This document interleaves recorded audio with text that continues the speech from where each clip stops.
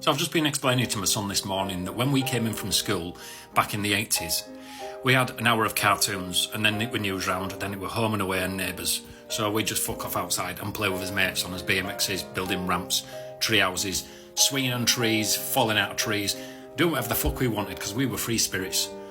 And do you know what he turned around to me and said? He said, "You had an hour of cartoons and that was it?" I went, "Yeah." "That's cruel, Dad. That's really cruel."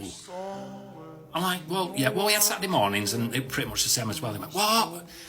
Because his generation have been spoilt with multiple channels of 24-hour cartoons and they have no clue what it was like back then. And do you know what? We had an even balance. We had the hour of cartoons, then we were out playing with his mates and we were interacting with the real world.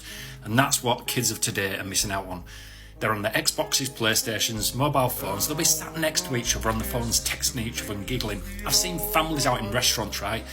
And there were a son and a daughter and the wife on the phones and the husband sat there looking at them and observing and taking in the moment.